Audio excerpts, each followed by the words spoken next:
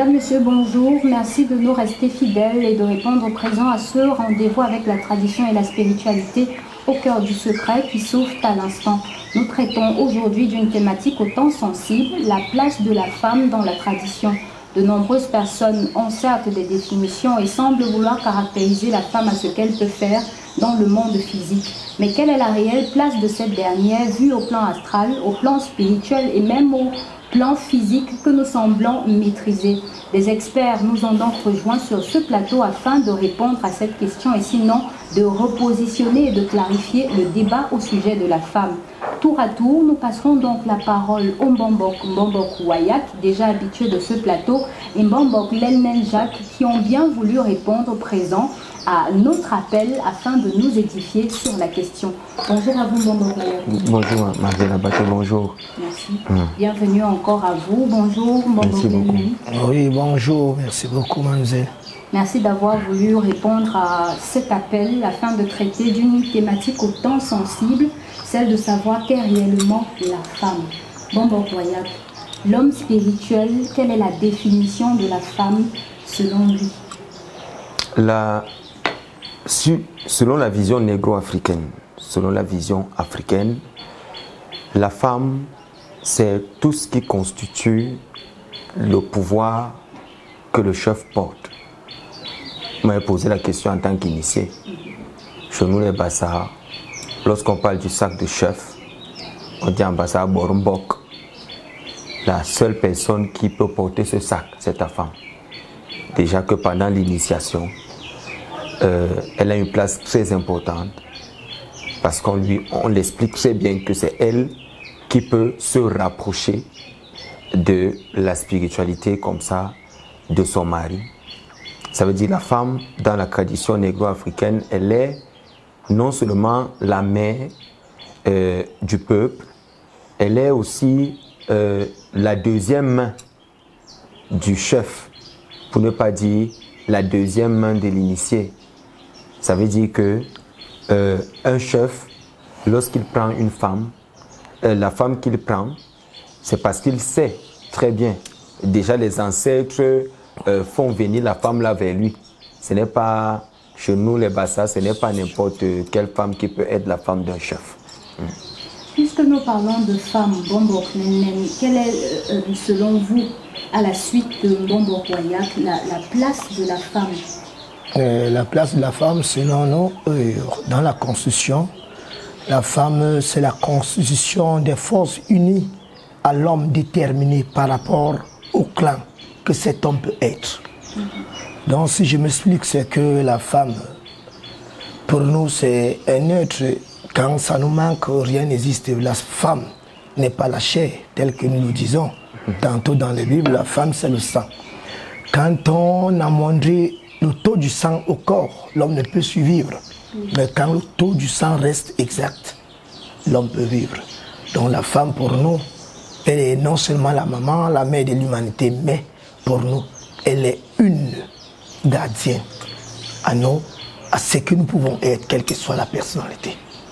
Justement, ça c'est une définition qui s'oppose un peu à ce que la société voudrait faire de la femme aujourd'hui. En parlant d'égalité de sexe, on veut lui affecter les mêmes rôles, sinon les mêmes capacités qu'un homme sur le terrain. Mbombok Wayak, comment apprécier cela? Non, déjà il faudrait le dire.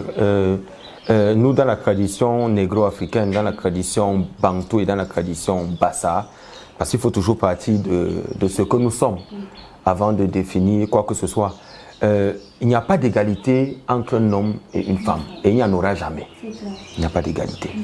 Ce que la société dit, c'est justement pour ça qu'elle s'appelle la société. Et ce que nous, les sages de nos traditions, nous disons, c'est très différent. Pourquoi? La société parle des choses qu'elle ne maîtrise pas. Parce que sur le plan astral et sur le plan mystique, c'est là qu'on comprend réellement quelle est la place d'un homme de par sa composition et quelle est la place de la femme de par sa composition. Nous ne sommes pas en train de dire que la femme n'est rien, mais nous disons que la femme, c'est ce qui est sacré pour nous. Et ce qui est sacré est humble. Je vais vous citer quelque chose qui est dit dans la Bible. Dans le livre de Genèse, au premier chapitre, il est dit, à partir du verset 14, que dans ces récits-là, que Dieu créa deux grands luminaires. il appelle la lune et le soleil. Il dit, les deux grands luminaires avaient la même taille. Mais lui-même, il dit encore, le grand luminaire qu'on appelle le soleil, c'était pour présider au jour. Le grand luminaire qu'on appelle la lune, c'était pour présider à la nuit. Et il dit, il a réduit le volume du luminaire de la nuit, c'est-à-dire la lune, et il a laissé grand celui de la journée. Mais la question qui est simple, c'est que, est-ce qu'au départ, les deux n'étaient pas pareils? C'est pour ça que Bombolène a dit tout à l'heure, la femme, c'est le taux de sang dans le corps de l'homme. C'est-à-dire quoi? Lorsque ce sang est réduit, c'est la mort. Parce que lorsque la femme n'est pas là, l'homme, il est mort. Lorsqu'un homme n'a pas de femme, il n'est pas équilibré. En fait, c'est ce qu'il voulait dire. Que la femme, c'est l'équilibre que l'homme aura à côté de lui. Un autre exemple que je vais vous donner, c'est lorsque Joseph il fait des rêves. Joseph il fait des rêves et il va demander l'interprétation de ses rêves à son père Jacob. Et Jacob lui dit, qu'est-ce que tu veux dire? Tu veux dire que quoi? Il dit, j'ai vu la lune, le soleil et les étoiles se prosterner devant moi. Et son père va lui dire, tu veux dire quoi? Que moi, ta mère et tes frères, on va se prosterner devant toi. Ça veut dire quoi? Il dit, moi, le soleil, ta mère, la lune, et tes frères, on va se prosterner devant toi. Ça signifie quoi? Sur le plan astral, sur le plan mystique, la femme est la constitution de toutes les vertus qui sont relatives à la lune. C'est pour ça que c'est elle qui peut nous compter certaines choses. C'est elle qui peut se lever la nuit quand son mari dort. C'est elle qui peut ouvrir le portail mystique d'un certain nombre de choses parce que de par son appareil intime, elle peut protéger comme elle peut détruire. C'est pour ça que la femme d'un chef est ce qui est de plus sacré parce qu'elle représente la dimension de la lune lorsque le chef est le soleil. Et c'est les deux donc qui forment ce qu'on appelle une journée. Lorsque je suis en train de parler de chef, dites-vous que toutes les femmes de la terre ont cette fonction à côté d'un homme.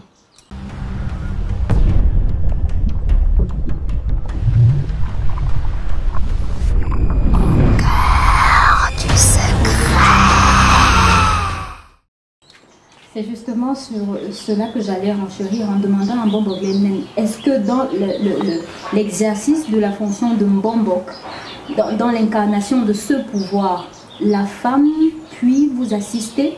Quel est son réel poids auprès du Mbombok? Bon, auprès de Mbombok, les femmes ont leur rôle, un très grand rôle. Et toutes les femmes, d'ailleurs, ne sont pas pareilles. Mais quand on dit femme avec grand F, parfois les gens se posent des questions. Et on a un adage chez nous qui dit une dent pourrie a détruit la bouche. La bouche. Et quand on vient aujourd'hui, on interprète que toutes les femmes sont pareilles. Une femme auprès d'un Mbombok, elle doit assurer ses arrières. Et c'est ça qui fait la force d'un Mbombok.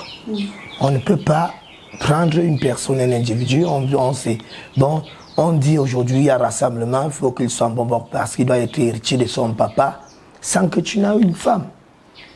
Ça peut presque l'église protestante là, ils le font. Sans femme, on ne peut pas te consacrer. Parce qu'on sait que quand tu es avec une femme, au moins, tel que Mbombock Wayaka est en train de le dire, parce que la femme, c'est la lune. Et c'est quand il y a le soleil. Si on prend ce soleil, on renverse le soleil à la nuit, mais rien ne va donner. Tout va brûler. La lune, ça dégage une forte intensité d'humidité pour rafraîchir. Donc la femme, pour nous, la femme doit amoindrir. Quand le mari, quand vous avez même un homme à la maison, quand il est chaud, c'est la femme qui doit baisser le tempérament. Et quand il n'y a pas la femme, l'homme peut devenir quoi? L'homme il n'est rien. Il lui faut la femme. Donc la femme, c'est un être vraiment qui nous coûte et qui est très coûteux par rapport à l'homme. Nous, on considère la femme parce que sans femme, tu es un homme. Même le lion a besoin des autres animaux pour faire asseoir sa suprématie. Donc on a besoin de la femme pour conduire la société et pour la réussite, même chez nous, chez les Mbombock. Et surtout quand c'est une bonne femme. Voilà. Et justement, parlant de bonne femme, Mbombock Wayaka, quels sont les critères justement d'une femme vue par la tradition? Chez nous, dans un peu plus à Pays Bassa, chez nous les Mbombock, lorsque l'homme s'assoit pour discuter avec les autres hommes, la femme ne vient pas s'asseoir. Chez nous, dans l'Ombok, les femmes connaissent leur rôle, elles connaissent leurs droits et elles connaissent leurs devoirs. Parce que généralement, ce qu'on n'enseigne pas, lorsqu'on n'a pas enseigné quelque chose, et qu'on vient appliquer ce qu'on n'a pas enseigné, ça crée la révolte. Chez nous, les femmes des Bambombok, pour parler comme ça, elles sont éduquées. Je commande à mettre d'abord ce chapeau avant d'entrer dans votre question. Elles sont éduquées de telle façon qu'elles connaissent leur place. Première règle, lorsque tu es un initié et que tu es un chef traditionnel, la voix de ta femme ne doit jamais s'élever dans la maison plus que ta voix. Ça veut dire que quand l'homme parle, c'est la voix de l'homme qu'on entend. Une femme qui bavarde beaucoup dans la tradition Bassa est une femme qui ne peut pas garder des secrets. Parce que la femme d'un chef doit être mystérieuse. La femme d'un homme qui veut aller loin dans cette vie, ça doit être une femme qui a du respect profond. D'abord pour son homme et de connaître d'abord qui il est. Parce qu'on ne se marie pas avec ce qu'on ne connaît pas. Parce que le mot se marier, c'est le fait de se lier à quelque chose. Alors quand tu te maries avec l'inconnu, ta vie devient une équation qui donne des inconnus. Mais lorsque tu te maries avec un initié qui sait là où il va, et que tu sais que ça c'est un initié, tu vas te rendre compte que tu iras très très loin avec cette femme. Il y a des gens qui épousent des femmes qui n'ont pas de respect pour eux. Des femmes qui leur disent n'importe quoi. Et moi, je vais dire à ces hommes aujourd'hui, vous n'avez pas besoin de rester avec ce genre de femme.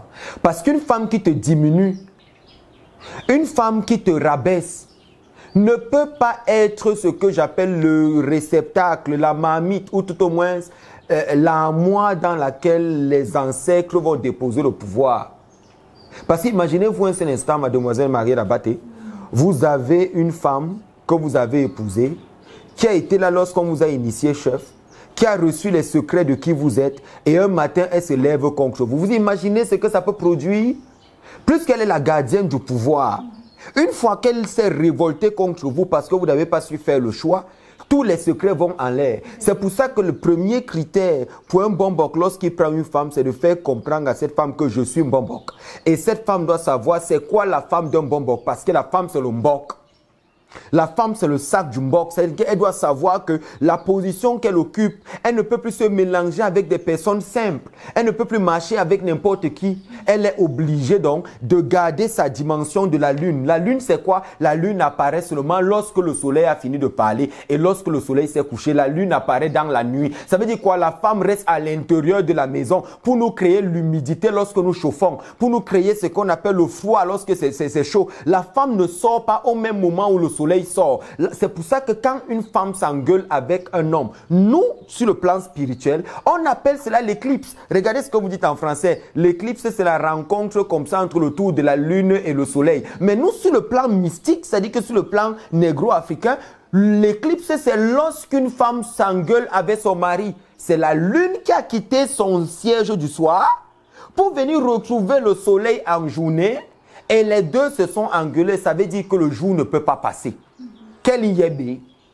C'est-à-dire que le jour ne peut pas naître, quelque chose de nouveau ne peut pas apparaître lorsqu'il y a dispute entre un homme et sa femme. C'est pour ça que la femme comprend doit être quelqu'un de très humble, quelqu'un de très calme, quelqu'un qui accueille. Parce qu'une femme, la femme du Mbok, si elle n'accueille pas les gens, on ne peut pas la garder parce qu'elle doit savoir que tout le monde viendra voir le Mbok.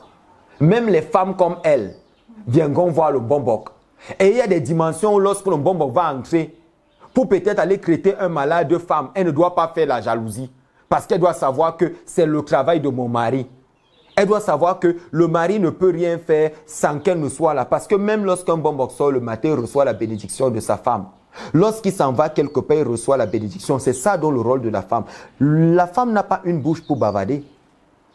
Excusez-moi d'être long. Le rôle de la femme, ce n'est pas bavarder. La question que vous posez, elle est très profonde. Le rôle de la femme, c'est de respecter son mari.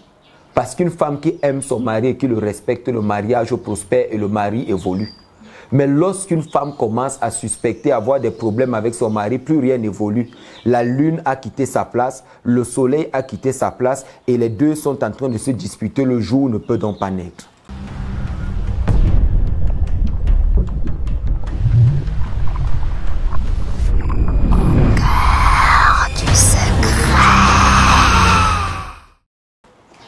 Merci, cette clarification est importante et je me retourne vers vous, Mbambok Lenen, pour vous poser une question que plusieurs personnes se posent et nous avons la chance de vous avoir aujourd'hui en tant que Mbambok. Y a-t-il des femmes Mbambok?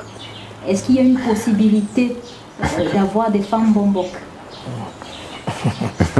La question est bien posée. Hein? Bon, les femmes Mbambok, dans nos coutumes, les cultures bantou, chez nous, pour dire que la femme est Mbambok, il faut que cette femme ait au moins avoir vu la troisième génération, chez nous on appelle ça Mbassalo Ndandi, ou bien la quatrième génération qu'on appelle au Kirbon.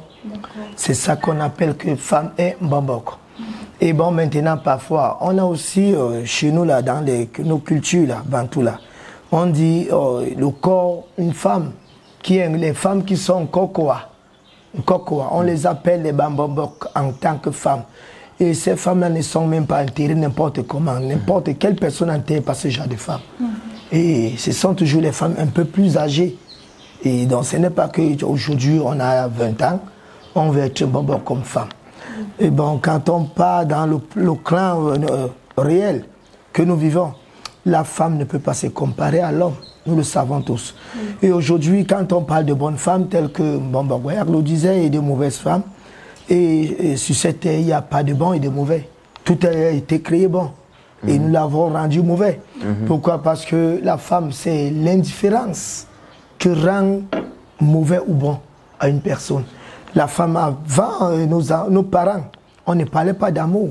Aujourd'hui, quand on parle de femme, on ne parle pas d'amour.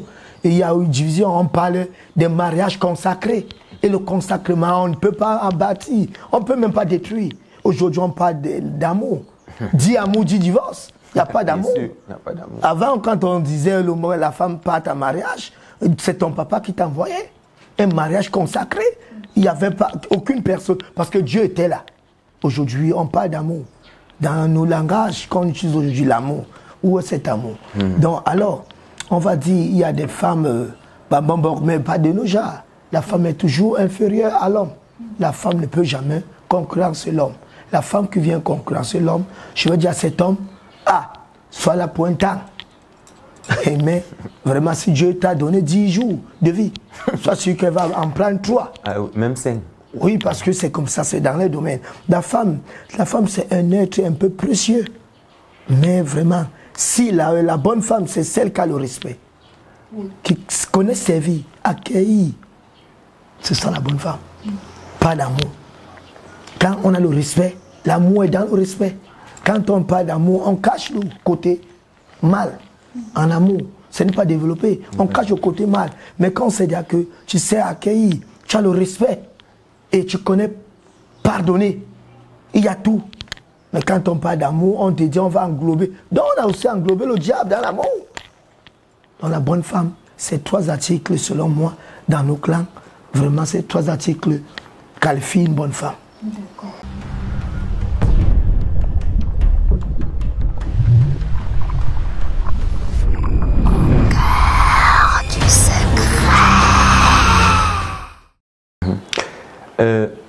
Mbambok Lenen a dit quelque chose qui est très très important. Il faut que j'appuie encore ce qu'il a dit, que j'ajoute l'eau dans ce qu'il a dit. Il a dit 2 choses. Vous avez posé la question s'il y a des femmes Mbambok. Nous, on ne sait pas comment dire ça en français. C'est pour ça qu'on utilise le mot Mbambok. Mais ce qu'on veut faire comprendre, c'est que lorsqu'on parle d'une femme qui pourrait avoir le degré du pouvoir d'un Mbambok, il faudrait que cette femme-là ait vu ce qu'on appelle sa 3e génération, qu'on appelle Ndandi, ou sa 4e génération, qu'on appelle Kirbon. Il faut comprendre, il faut que je revienne dessus pour que vous compreniez. Est-ce qu'il existe dans cette société des femmes qui ont déjà vu leur 3e ou leur 4e génération? Ces femmes donc-là, on peut donc les faire entrer dans une autre société secrète pour le Mbok, mais pour les femmes, qu'on appelle le corps. Vous comprenez maintenant ce que je dis? Il fallait que je précise. Parce qu'il y a l'école des Mbambok, des hommes, et il y a l'école des femmes. C'est-à-dire que ce qu'on appelle, en hébreu chez nous, on appelle ça la Evra Kadisha, c'est-à-dire le cercle des femmes mystiques. Et là-bas, elles ont des degrés. Mais pour pouvoir être dans ce cercle-là, des femmes qui n'ont plus de rapport sexuel, si vous voulez qu'ils disent comme ça, parce que si elles connaissent les hommes, elles ne peuvent pas atteindre ce degré. C'est ces femmes-là donc qui vont donc dans ce lieu-là, qui ont vu ce qu'on appelle Ndandi et Kirbon, ça dit quoi? 3e et 4e génération. Ce n'est pas les filles de 20 ans qui se lèvent pour entrer là-bas. C'est des femmes qui vont donc maîtriser le rituel, qui vont maîtriser ce qu'il a dit est très profond. C'est pour ça que je suis revenu dessus pour appuyer encore pour que les gens y comprennent que lorsqu'on parle, ce n'est pas on les consacre bon, comme les hommes dehors, mais on parle au pouvoir. C'est-à-dire que le degré du pouvoir, la dimension mystique de ces femmes-là est équivalent à cela, mais il y a des conditions. Il faudrait donc qu'elle voie d'abord sa 3e génération pour qu'on commence à l'initier dans ce chemin-là, ou sa 4e génération pour qu'on estime on peut déjà commencer à faire quelque chose avec elle. Sur le plan mystique, si elle n'a pas dépassé ces 3 et 4e génération, ce n'est pas possible. Maintenant, je reviens à la question du mariage dont Bomboka parlait. Il a dit quelque chose, il est passé dessus parce que lui, il est comme ça, quand il parle, il passe. C'est mon frère. Lui, il aime passer, il aime aller à autre chose. Il te dit, si tu veux, tu réfléchis. Si tu veux ne réfléchir pas, lui, il a déjà dit, il est déjà parti.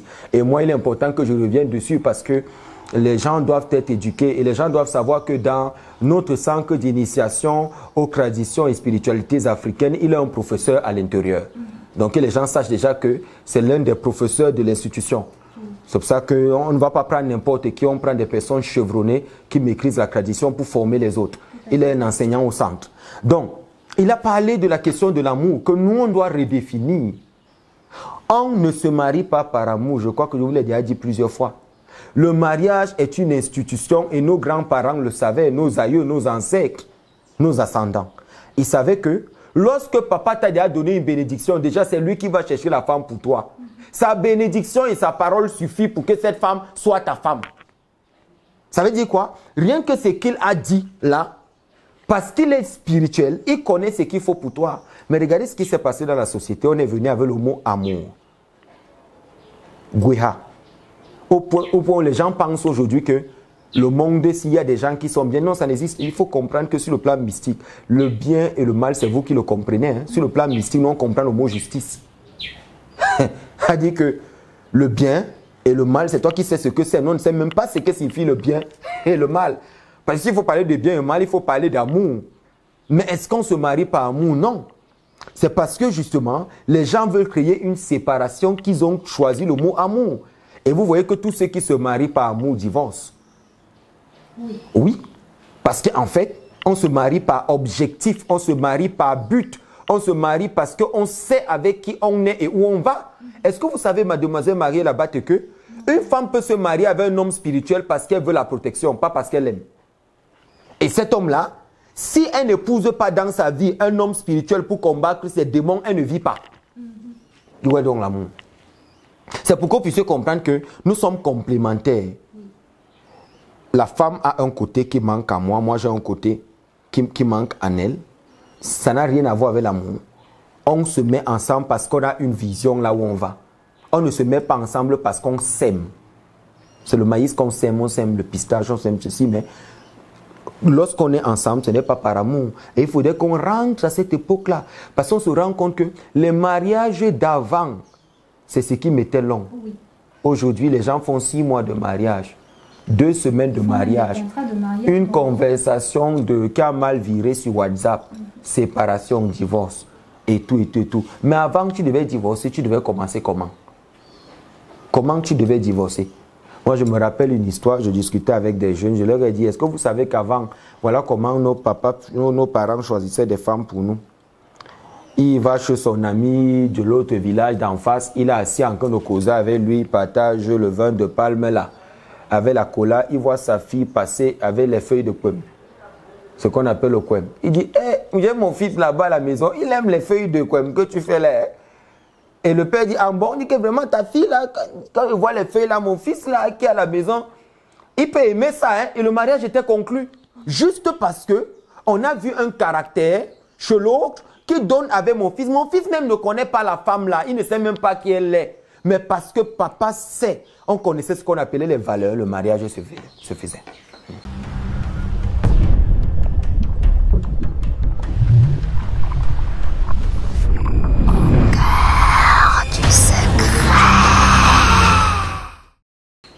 C'est vrai que j'allais vous poser toutes ces questions. Merci Mbombo, parce que vous avez lu dans mon esprit après l'intervention de Mbombo Glelnet. Mais j'ai une question qui relève de la religion que j'aimerais adresser à tous les deux. Ces femmes qui aujourd'hui occupent des postes de prophétesses, de pasteurs avec eux à la fin, dans ces églises dites de réveil, et qui imposent des mains sur hommes comme femmes qui sont leurs brebis à l'intérieur de ces communautés-là. Comment devrions-nous apprécier ce statut de femme qui prolifère aujourd'hui dans la société? Bon, je ne vais pas m'attarder pour répondre à ces questions parce qu'aujourd'hui, nous sommes dans le monde que nous vivons aujourd'hui est cruel. Et on ne sait qui est qui. Il y a des femmes, oui, elle dit elle est pasteur, mais elle est là en train de prosterner pour prendre peut-être le pouvoir de l'autre, transmettre à d'autres, ou bien le pouvoir. Parce qu'aujourd'hui nous vivons, et la plupart des temps chez les femmes, elles vivent pour intérêt, parce que la femme ne fait rien pour rien. Et on a fait ces constats. Peu sont vrais qui font des choses, c'est avant quand nos parents existaient. Et bon, maintenant on constate que quelqu'un va dire elle est pasteur. Elle va imposer les mains sur toi, pour t'aider. Et parfois, tu te rends compte que vraiment, au lieu du bien, toi, tu es en train de sombrer. Tu quittes de la lumière pour entrer encore dans le noir. Bon, on va encore trouver d'autres qui sont dans un bon sens, qui vont vraiment aider, tel qu'il le faut. Mais elles sont peu. Parce que on a dit, même la Bible a dit, les anges de Dieu se déguiseront. Donc c'est pareil, que les anges du diable pourront aussi se déguiser en anges de Dieu. Et alors, dans le constat du contexte, selon moi, je me rends compte que vraiment, quelle que soit la personne, quand on va quelque part, on doit d'abord connaître où partir, pourquoi, et ayant un but quand on va quelque part. Parce que on part aussi s'aventurer. Ah, ça nous arrive tel que nous vivons. Mais quand on cherche à connaître où partir, pourquoi, je pense qu'on s'en sort. Et sur ce monde, chaque personne est appelée à faire son travail.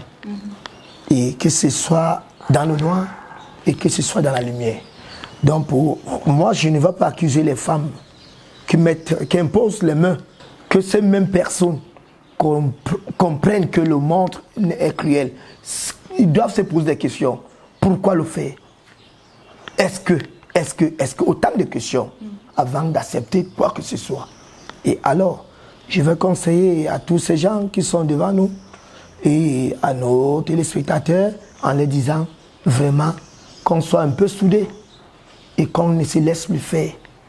Parce que le dehors, les gens ne sont pas sérieux. Voilà. Merci beaucoup, Mbombo Goyak. En tant qu'homme spirituel, comment apprécier cette catégorie de femmes? Vraiment, de par mon parcours, j'ai été au départ, j'ai été pasteur, prophète des églises de réveil au départ, avant de me convertir au judaïsme et de devenir rabbin. Très longtemps dans le passé, la doctrine de la théologie qui nous avait été présentée voulait qu'il y ait des femmes pasteurs. Cela se vérifie très bien sur le plan, et je vais vous dire, hein, vous devez le savoir, j'ai beaucoup apprécié ce que Mbombo Glelnet a dit, parce que on n'est pas là pour entrer dans ce genre de sujet, parce qu'honnêtement, ça ne nous concerne pas. Mais vu qu'on a besoin de donner une réponse, moi j'ai été pasteur, donc je peux parler un peu, pour ne pas laisser que les gens n'aient pas l'impression qu'on a fui la question ou qu'on a refusé de répondre. Mais que les gens comprennent que nous sommes là pour la paix et non pour créer des problèmes avec les autres. Parce qu'on connaît aussi aujourd'hui des Bambombo qui sont des pasteurs aussi. Et on connaît pas mal de gens qui sont également des catéchistes, qui ont été des grands enseignants dans l'église catholique. Mbombo Glelnet lui-même était un grand enseignant pendant des années et des années et des années dans le clergé catholique. Il était un très grand enseignant là-bas. Il a fait un costaud parcours. Donc chez eux, vous n'allez pas voir des femmes prêtres. Donc c'est pour ça qu'ils n'entrent pas à l'intérieur, parce que ils trouvent que c'est des choses qui ne valent pas la peine d'en parler. Bon, maintenant, moi, la théologie va te présenter une vision de la chose, ce qui crée une certaine égalité entre les hommes et les femmes. Il y a une seule chose qui est vraie dans tout ça. La chose qui est vraie, c'est que la femme a un pouvoir. Un pouvoir qui est vu par les occultistes et par les hommes spirituels. C'est pour ça que quand vous allez en justice, vous allez voir que le signe de la justice, c'est une femme avec deux balances comme ça. Pourquoi? Parce que la femme, qui est la mère de l'humanité, elle est la représentation du principe féminin quand les hommes sont le principe masculin. En tant que principe féminin, c'est elle qui enfante dans tous les sens du terme. C'est pour ça qu'en entreprise, lorsqu'on crée une entreprise, il est préférable pour vous d'embaucher plus de femmes que d'hommes. Pourquoi? Parce que les femmes sont plus crédibles et elles ont plus l'esprit pour pouvoir comprendre une activité qu'on fait. Et ce sont elles qui peuvent mieux aider pour qu'une entreprise évolue rapidement. Contrairement aux hommes qui des fois, ils ont des fois la tête dure et veulent des fois bagarrer même avec leur patron. Les femmes comprennent c'est quoi arriver au travail le matin et c'est quoi quitter tard le soir. Les hommes aiment demander les permissions. Pour revenir à la question des pasteurs femmes, il faut dire que c'est dans ce souci-là d'incompréhension et aussi par la méprise de certains fondateurs de la théologie, ils ont compris en fait que la femme ne pouvait pas être loin de cette affaire. Mais sauf que c'est le fait d'extrapoler, d'exagérer qui fait problème, au point où aujourd'hui on a des femmes qui réellement se présentent. Et c'est ce que j'expliquais quand je parlais de la lune et du soleil. Si la femme devait être vue comme l'homme doit être vu, dans la Bible on n'aurait pas réduit la taille de la lune. On a réduit sa taille mais on n'a pas réduit son pouvoir. Maintenant, ce qu'on est en train de faire est concret même à la réalité spirituelle. Parce que sur le plan spirituel, ces femmes-là qui se mettent au-dessus comme ça des hommes pour prier, ces hommes-là, comme Bombokadi, doivent se poser la question que est-ce que d'abord sur le plan mystique, c'est normal qu'une femme se lève et qu'elle commence à prier sur un homme à moins que cet homme devienne son mari. C'est pour ça qu'après ce genre de prière, on entre dans la dimension de femme et de mari de nuit. Où un homme, lorsqu'il rentre, il commence à vivre les couches de nuit avec les femmes sans comprendre. Parce que sur le plan astral, les forces ont été inversées. C'est-à-dire qu'il y a une action qui vient d'être produite, qui vient d'inverser les forces sur le plan astral. Et puis on commence à avoir des problèmes. Parce que même la nature même de Dieu voudrait que la femme réside dans le secret et qu'elle fasse ses prières dans le secret pour aider son mari à évoluer. Parce que, pour ne pas citer ce qu'un homme a dit qui a fait rire toute la planète entière, la place de la femme, c'est à la cuisine. Ce n'était pas une insulte, mais c'était pour dire qu'il n'y a pas un lieu plus mystique dans une maison que la cuisine où une femme prépare. C'est pour ça que nous, en pays Bassa, la cuisine de la femme n'était pas dans la maison, elle était à l'extérieur. Parce que cette cuisine-là, c'est le lieu où elle prépare tout ce qui va arriver à son mari. Lorsqu'elle tourne la mamie, tout ce qu'elle est en train de faire, c'est hautement mystique. Donc, ce n'était pas pour dire qu'elle n'a pas de place, c'était pour dire que c'est elle qui bâtit sa maison. Ça fait très mal aujourd'hui ce qui se passe dans la société parce que c'est à cause de ça que vous voyez des femmes parler très fort. Il y a une maxime, l'une de mes maximes personnelles que j'aime souvent dire. Il faut savoir que dans une maison, lorsqu'une femme domine l'homme, qu'elle commande l'homme, s'ils accouchent des filles, ces filles auront des difficultés à aller en mariage. S'ils accouchent des garçons, ces garçons seront des efféminés ou des gens ordinaires qu'on appelle souremour.